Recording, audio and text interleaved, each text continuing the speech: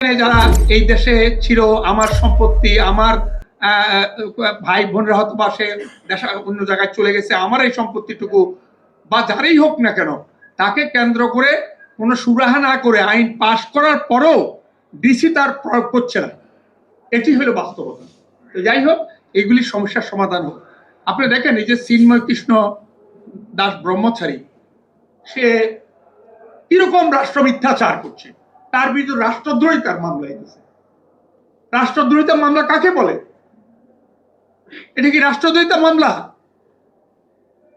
তো তাকে নিয়ে সে বক্তব্য দিয়েছে সনাতনীদেরকে, সনাতনী না, সেদিন বৈষম্য বিরোধী আন্দোলন চলছে, সবাই একাকার হয়ে গেছে, হিন্দু, মুসলিম, বৌদ্ধ, খ্রিস্টান, আদিবাসী, সবাই যে বৈষম্য দূর হবে, আমাদের সকলের ভিতরেও যে একটা জায়গা থেকে একটি দেশ সুন্দর একটি পরিবর্তনের ছোঁয়া লাগবে, একটি একটি সরকার তার সেখানে পতন হয়েছে, নতুন আবির্ভাবে একটি দেশ আসবে, এই বৈষম্যহীন একটি অবস্থায় চলবে। সেই বৈষম্যে কথা বলতে গিয়ে একটি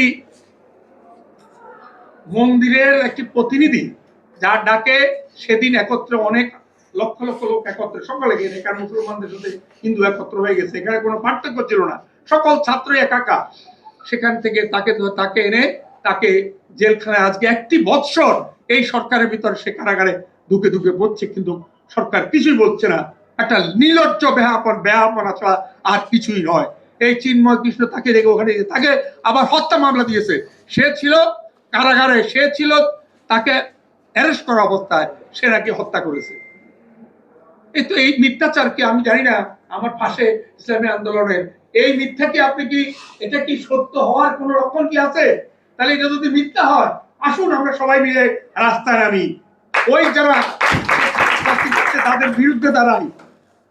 আজকে আমি সুমন আজকে যেটা সূচনা করেছে, এখানে ইসলামী আন্দোলনে যারা রয়েছেন সকল জনগোষ্ঠীকে আমরা বলবো, যখনই কোনো প্রতিবাদ হয়, আমরা এদেশের বৃহত্তর, কারণ এদেশের বৃহত্তর জনগোষ্ঠী মুসলিম সম্প্রদায়, এই মুসলিম সম্প্রদায়ের ভিতরে আমি মনে করি একটা কিছু খারাপ লোক ছাড়া আমরা মনে করতে চাই যে অধিকাংশ এদেশের ধর্ম সংখ্যা গুরুরা কিন্তু অসাম্প্রদায়িক চেতনাই রয়েছে।